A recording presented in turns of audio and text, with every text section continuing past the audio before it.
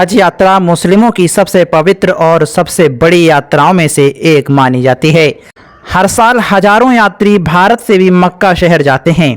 ये यात्रा हर मुस्लिम का सपना होती है। यात्रा इस्लामी कैलेंडर के 12वें महीने जिसे जिलहज्जा कहते हैं, जिलहज्जा की 8 तारीख से 12 तारीख के बीच की जाती है। इसके रजिस्ट्रेशन कुछ महीने पहले से ही शुरू हो जाते हैं। हज यात्री इस यात्रा के लिए अपनी तैयारियां भी शुरू कर देते हैं और हज यात्रियों के अलावा कुछ और लोग भी इस यात्रा की तैयारियों में जुट जाते हैं और ये लोग ठग होते हैं। इनका काम होता है कि हज यात्रियों से वीजा के नाम पर ठगी करना। पहले देख लीजिए हज यात्रियों से ये कैसे ठगी करते हैं। यात्रियों से वीजा के नाम पर रुपए ऐंठ लेते हैं और कहते हैं कि हम कम पैसों में आपका वीजा बनवा देंगे और ये लोग पैसे लेकर फरार हो जाते हैं और ये वीजा नहीं देते हैं। आइए जान लेते हैं कि इन लोगों से कैसे बचा जाए। भारत की हज समिति के माध्यम से ही हज यात्रा के लिए आवेदन करें और ऑथोराइज्ड टूर ऑपरेटर से ही अपने टिकट बनवाएं। सस्ते के जाल में बिल्कुल ना फंसें। यदि आपसे कहे कि हम कम पैसों में आपका काम करा देंगे तो ऐसे लोगों के जाल में बिल्कुल भी ना फंसें। हज यात्रा की कीमत करीब 3 से 3.5 लाख रुपए जाती है। अगर कोई कहे कि हम 1 लाख में पूरी व्यवस्था करवा देंगे तो ये मुमकिन नहीं है। ऐसे जालसाजों से आप बच कर रहें। हज के दौरान ये गलतियां ना करें, नहीं तो आपका सारा पैसा बेकार चला जाएगा। तो हज के दौरान आपको क्या गलती नहीं करना है और किन बातों का ध्यान रखना है, पूरी जानकारी जानने के लिए इस वीडियो में बने रहिए। दोस्तों, इस्लाम के 5 महत्वपूर्ण स्तंभ हैं, उन्हीं में से एक हज है। इस्लाम के ये 5 महत्वपूर्ण स्तंभ कौन कौन से हैं जान लेते हैं। नंबर 1 है तौहीद, यानी एक खुदा की गवाही देना और पैगंबर मोहम्मद साहब और उसके रसूल पर यकीन रखना। नंबर 2 नमाज कायम करना, यानी दिन में 5 बार खुदा को याद करना। नंबर 3 ज़कात अदा करना, अर्थात अपनी सेविंग में से साल के पूरा होने पर 2.5% धन गरीबों, मिस्कीनों, बेवाओं, यतीम बच्चों, मुसाफिरों, कर्जदारों, परेशान हाल लोगों की मदद करना। नंबर 4 रमज़ान के रोज़े रखना, यदि वह बीमार नहीं है और वह रोज़ा रखने के लायक है तो वह रमज़ान के रोज़े ज़रूर रखे। नंबर 5 है हज। इस्लाम के महत्वपूर्ण स्तंभों में से सबसे अंत में आता है हज। हज अरबी भाषा का शब्द है जिसका शाब्दिक अर्थ है यात्रा का इरादा करना। हज एक सालाना तीर्थ यात्रा है जो सभी मुसलमानों पर पूरे जीवन में कुछ शर्तों के साथ एक बार फर्ज है। अब सवाल ये उठता है कि किन लोगों पर हज करना फर्ज है और हज करने के लिए क्या शर्तें हैं। तो दोस्तों जान लेते हैं। इस्लाम में हज ऐसे लोगों पर फर्ज किया गया है जो इस सफ़र का खर्च और दौरान हज का खर्च उठा सकें। वह किसी का कर्जदार ना हो या उनके यहाँ कोई ऐसी मजबूरी जिसकी वजह से उस काम का करना ज़रूरी है। इसके अलावा दूसरी शर्तें हैं कि वह मुस्लिम हो, अक्लमंद हो, बालिग हो, आज़ाद हो, यानी किसी का गुलाम ना हो। ऐसे लोगों पर जीवन काल में एक बार हज वाजिब है। ऐसा काम जिसको करना ज़रूरी है उसे वाजिब कहते हैं। औरतों के लिए उसके साथ महरम यानी बाप, भाई या इस्लामिक मान्यताओं के अनुसार जिनसे निकाह नहीं हो सकता या उनका शौहर का होना हज पर जाने के लिए लाजमी है। यदि उनके साथ इनमें से कोई नहीं है तो वह हज पर नहीं जा सकती। हज के लिए पूरी दुनिया से हर साल सऊदी अरब के पवित्र शहर मक्का में लोग आते हैं। हज पूरी दुनिया में सबसे बड़े सालाना धार्मिक आयोजनों में से एक है। दौरान हज किसी भी अनहोनी से बचने के लिए वहां की सरकार कड़ी सुरक्षा और बहुत ही सुनियोजित ढंग से ज़ायरीनों को रस्मों की अदायगी करवाती है, जहां ज़ायरीन पूरी श्रद्धा के साथ पूरे सुरक्षा में खुदा की इबादत करते हैं। हज की रस्में साल में एक बार अदा की जाती हैं। हज साल में सिर्फ एक ही बार हो सकता है, वो भी उसका एक मुकर्रर वक्त है जिलहज्जा के महीने में। 8वीं जिलहज्जा से 12वीं जिलहज्जा तक हज किया जाता है। पहले मक्का के लोग गलत कामों को करने में लगे थे। खुदा ने पैगंबर इब्राहिम की परीक्षा लेने के लिए उनको अपनी पत्नी हजरत हाजरा और दूध मुँह बच्चे इस्माइल को पुराने मक्का के वीरान रेगिस्तान में अकेला छोड़ने का आदेश दिया। इस दौरान रेगिस्तान में प्यास से निढाल बच्चे इस्माइल को पानी पिलाने के लिए पानी की तलाश में हजरत हाजरा ने 2 पहाड़ियों सफ़ा और मरबा के बीच 7 चक्कर लगाए थे और जब वापस आकर देखा तो बच्चे की एड़ियों के रगड़ने से उस जगह पर पानी का चश्मा बहने लगा था। पानी को फैलने से रोकने के लिए हजरत हाजरा ने जमजम शब्द का इस्तेमाल किया था, जिससे पानी वहीं पर ठहर गया था। उन्हीं दिनों से ये कुआं आबे जमजम के नाम से जाना जाता है, जो मक्का के मस्जिद हराम में मौजूद है। हज की रस्मों की अदायगी सिर्फ जिलहज्जा के महीने में ही हो सकती है। अन्य दिनों में मक्का और मदीना की जाने वाली ज़ियारत को उम्रा कहते हैं। हज की अदायगी साल के एक निश्चित तारीखों को ही होती है, जबकि उम्रा पूरे साल में कभी भी किया जा सकता है। यदि आपके वालिदैन नाराज हैं तो उनको यानी अपने माँ बाप को राज़ी करके ही जाएं। यदि आपके वालिदैन आपको हज करने से मना कर रहे हैं या उन्हें आपकी ज़रूरत है तो आप हज करने ना जाएं, बल्कि अपने वालिदैन की घर पर ही देख रेख करें।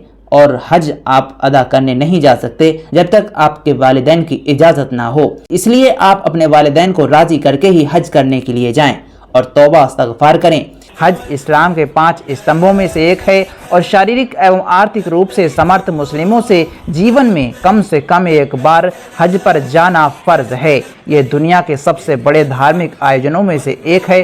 सऊदी अरब के मीडिया मंत्रालय ने बृहस्पतिवार को कहा है कि हज के लिए बुधवार तक 14.9 लाख से अधिक विदेशी हाजी मक्का आए हैं, जिनमें से 14.3 लाख हवाई मार्ग से पहुंचे हैं। इस साल हज यात्रा कोरोना महामारी के बाद पहली बार प्रतिबंधों के बिना की जा रही है। 2020 में 10,000 से भी कम तीर्थयात्रियों और 2021 में लगभग 60,000 तीर्थयात्रियों ने हज किया था। ये सभी सऊदी अरब के निवासी थे, क्योंकि कोरोना के दौरान विदेशी तीर्थयात्रियों को आने से मना किया गया था।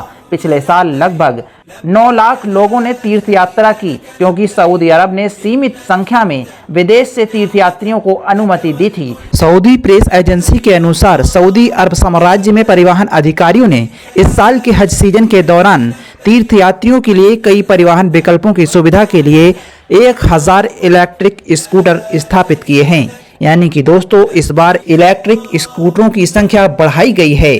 वो इसलिए बढ़ाई गई है कि हाजियों को जिनको चलने में दिक्कत होती है उन्हें सफ़ा मरवा की सही करने में आसानी हो जाए और वह काबे के चक्कर भी आसानी से लगा सकें। यानी कि खाने काबा का तवाफ जो किया जाता है उसमें 7 चक्कर लगाए जाते हैं। तो वह अगर चलने में कुछ हाजी लोग असमर्थ हैं, यानी चलने में उन्हें दिक्कत आ रही है, तो वह स्कूटी पर बैठकर तवाफ खाने काबा का कर सकते हैं और सफ़ा मरवा की सही भी स्कूटी से कर सकते हैं। इसलिए इस इलेक्ट्रिक स्कूटर की संख्या बढ़ाई गई है, जिससे कि किसी भी तरीके की परेशानी ना हो। ये सेवा 1443 हिजरी के पिछले हज सीजन के दौरान परीक्षण के आधार पर शुरू की थी ये सुविधा, और इसके बाद लगातार दूसरे वर्ष इस परीक्षण के बाद अब यह सेवा प्रदान की गई है। इसको शुरू करने का मकसद कुछ हाजियों में परेशानियां, यानी कि जो चलने में असमर्थ होते हैं, चलने में जिन्हें परेशानी होती है, खाना काबा का तवाफ और सफ़ा मरवा की सही कर सकते हैं। तीर्थयात्रियों को सुरक्षित रखने के लिए समर्पित स्कूटर ट्रैक डिज़ाइन किए गए हैं। स्कूटर सेवा का शुभारंभ आधुनिक प्रौद्योगिकी और स्मार्ट गतिशीलता सेवाओं को अपनाने की प्राधिकरण की योजना के ढांचे के भीतर आता है। सऊदी अरब में हज के लिए पूरी दुनिया के देशों से लोग आते हैं। इंडोनेशिया से आने वाले हाजियों की संख्या भी बहुत ज़्यादा होती है। इसके बाद पाकिस्तान, भारत, बांग्लादेश, नाइजीरिया का नंबर आता है। इसके अलावा ईरान, तुर्की, मिस्र, इथियोपिया समेत कई देशों से हज यात्री यहाँ पर आते हैं। यानी कि दोस्तों, हज करने के लिए पूरी दुनिया से लोग सऊदी अरब में पहुँचते हैं। आइए जानते हैं यहाँ पर हज के दिनों में यानी कि 5 दिन क्या क्या करना होता है हाजियों को। हज करना मुसलमानों पर ज़िंदगी में एक बार फ़र्ज़ है। यदि वह इस तरह की हज करने की इताअत रखते हों, उनके पास इतना माल हो और उनकी तंदुरुस्ती हो, तो उन पर हज करना ज़िंदगी में एक बार बहुत ज़रूरी है, यानी फ़र्ज़ है। आइए दोस्तों, जानते हैं हज के दिनों में आखिर मुसलमान मक्का में जाकर क्या करते हैं। तो दोस्तों, देख लीजिए पूरा वीडियो। हज के पहले दिन यानी जिलहज्जा की 8 तारीख को हज के पहले दिन सुबह फजर की नमाज पढ़कर मक्का से 5 किलोमीटर दूर मीकात पहुँचते हैं हाजी। यहाँ हाजियों को एहराम पहनना होता है। यह एक खास तरह का लिबास होता है जिसे पहनकर ही हज यात्रा करनी होती है, क्योंकि दोस्तों एहराम के बिना हज यात्रा नहीं हो सकती। एहराम पहनकर हज यात्री तवाफ करते हैं। तवाफ करने से पहले कुछ नियमों का पालन करना होता है।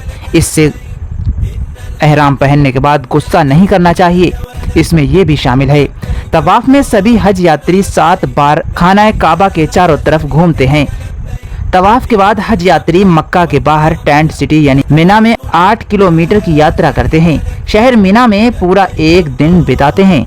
अगली सुबह निकलते हैं। शहर मिना में अधिकांश समय प्रार्थना और अल्लाह को याद करने में बिताया जाता है। दूसरे दिन यात्री अराफात की पहाड़ी पर पहुंचते हैं। ये मिना से लगभग 10 किलोमीटर दूर है। अराफात का दिन न केवल हज का बल्कि इस्लामी कैलेंडर का सबसे महत्वपूर्ण दिनों में से एक माना जाता है। यहाँ पर पढ़ी गई नमाज को वक़्फ़ कहा जाता है। दुनिया भर में कई मुसलमान इस दिन उपवास यानी रोज़ा रखते हैं। सूरज डूबने के बाद सभी हज यात्री यहाँ से मुज़दलिफ़ा की तरफ जाने लगते हैं। यह अरफात की पहाड़ी से 11 किलोमीटर की दूरी पर है। हज यात्री यहाँ से शैतान को मारने के लिए 49 कंकड़ इकट्ठा करते हैं। जिलहज्जा की 10 तारीख को हज यात्री कुर्बानी से पहले शैतान को कंकड़ मारते हैं।